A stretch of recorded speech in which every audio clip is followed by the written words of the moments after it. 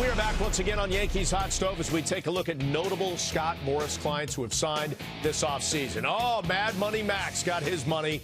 Kendrys Morales got more than he got last year and didn't have to wait. Neither did Stephen Drew, though he settled for that one-year, $5 million contract with the Yankees. So I guess nobody gets off scot-free when it comes to Boras. Well done there. Anyway, let's talk a little more about this. And Scott Boras does wait, and it's the patience factor that is maddening to some of his clients, probably to teams, but he always seems to pretty much hit a home run. Yeah, I think it might be maddening to the families of the clients. But basically, if you're a client, you've got to trust in Scott Boras' track record. Now, he doesn't always come through, but most of the time, he does. And he's got what you might say in baseball, he's not going to have 1,000 batting average, but his slugging percentage is going to be real high because he gets so many big deals for his clients. But you need to trust him that what he says is going to happen when you can't always see it. I've never met anybody in baseball, certainly not on the agent side of things, who understands teams' motivations better than Scott Boras, who knows where to go for the money. He can go to the ownership level, bypassing the GM a lot, and he negotiates. He's not afraid of brinksmanship, for one thing, and he negotiates often just by saying no, by not giving a counter number, but just by waiting for that number to arrive that he wants to accept. So it's hard for teams to know where he stands, but he's always got the power in the negotiation. Well, it almost feels like there's a psychological thing going on there, too, like he's reading somebody and he knows when the time is to pounce.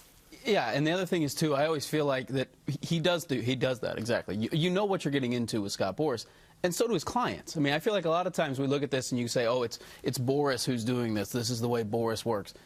Any player who has hired Scott Boras knows that's what they're getting into. I mean, they're hiring him for a reason. They're hiring him to get this kind of deal. They know going in that they're going to have to wait, and they're going to have to play, kind of a risky game here and trust that Scott knows what he's doing. And more often than not, as we discussed, he does, and he's able to get them that deal. Right, and he's very much about finding a player's true market value. You always talk about if you have a player who is a Scott Boras client, it's very unlikely you're going to be able to sign him to a long-term extension. It's not that those players have anything against staying with that particular team, but if you are a Scott Boras client, you are probably going to find your market value. So the Boras clients who sign long-term contracts early, except for a couple like Jared Weaver, look at Elvis Andrus' contract. Okay, he signed early with the Rangers. He didn't go to free agency, but he got a contract that was above market value, probably because Scott is really determined to find your true market value. I'm just wondering if he offers relocation services, and I say that because I was thinking of Scherzer.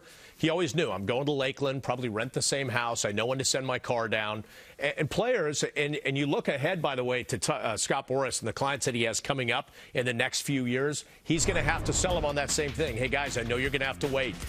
When it comes time and you sign with the team, you're going to have to kind of ramp things up in a hurry and get settled. But you look ahead, Chad, to some of these free agents that are coming up. And I think in 2016, Beltre will be in play, Wieters and Loesch. And then 2017, Strasburg, Weaver. I'm not sure he'll be out there. Maybe he redoes something with the Angels like he did early last time. But Matt Holliday and Hellickson, really a lot of good talent there, Chad, that we're seeing coming up. A lot of good talent. I think that's why they don't worry too much about the relocation fee. Yeah. Because they're banking on that they're going to get enough money to sort of make up the difference, whatever it is. I mean, if you're Max Scherzer right now, I don't think you're too worried about at the last second having to find a place to live in D.C. I mean, you've got the money for it. You've gotten everything else taken care of. You can pay somebody to go find an apartment for you or a house for you or whatever you want. That part's not going to be a problem. You buy in on that and just assume that the contract takes care of it. That from a guy who just packed his own boxes and moved. So he knows. It'd be easier just to have somebody else do it, right? Right. It usually is, yeah.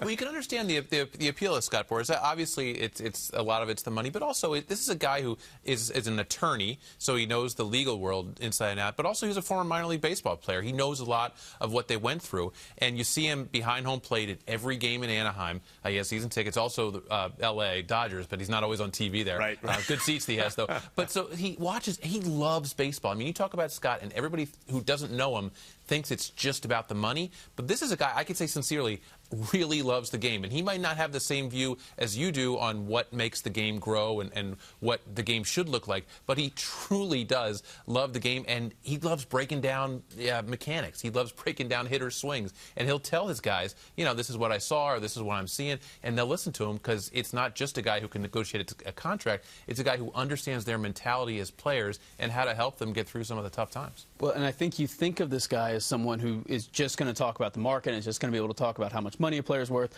But we talked about this earlier. Any conversation you have with him, he's able to play out and explain to you the baseball value of his clients. And he knows how they're going to fit on a roster. He knows why they fit with this team, why they don't fit with that team. He has a baseball mind. He's not just he is obviously a smart man and an accomplished agent who handles the money side of it. But he does all of this from a baseball point of view, and he really does understand it. I mean, he's more, I think, than just a numbers guy and just a dollars guy.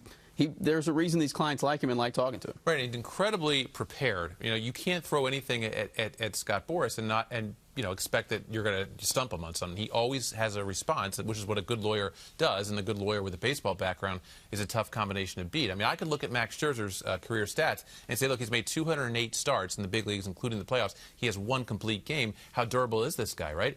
And Scott can turn that around and say, well, look, he's had 6,000 fewer pitches than this guy, or 9,000 fewer pitches than James Shields.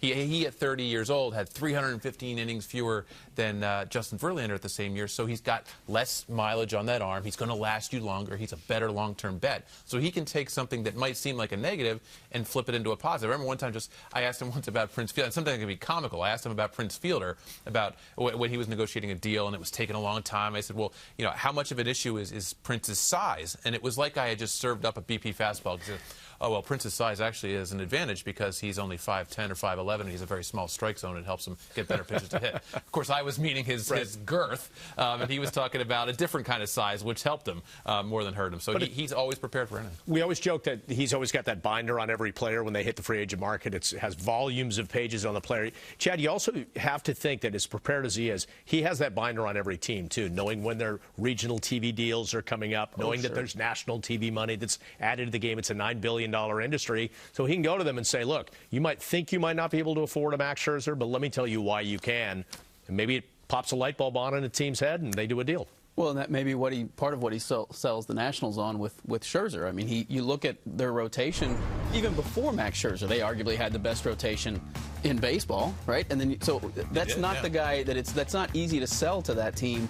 You need this guy, you need to pay this much money for another starter. But he's able to look at that, talk about their TV contract that's coming up, talk about the guys who are about, with Pfister and Zimmerman about to hit free agency. I mean, he's able to hit them on all of these reasons why it may look like you're a team that doesn't need a starting pitcher, but you really do, and you need this guy. And pay all this money for him. Yeah, and we just saw from that graphic that he has a real strong relationship with the Nationals. I mean, he is a baseball guy at heart. Mike Rizzo's a scout at heart, also a former player in the minor leagues, I believe. So he has a good relationship with Mike Rizzo, who understands talent and understands Boras' talent. And also he can go to ownership there, Ted Lerner, who's 89 years old, and say, you know what, this is a guy you need. He did it before with Jason Worth a few years ago. It's sort of the perfect storm, despite the fact that they already had a great rotation, a 3.04 ERA, the best of any starting staff in baseball last year. He was able to convince them, look, this is your long-term anchor.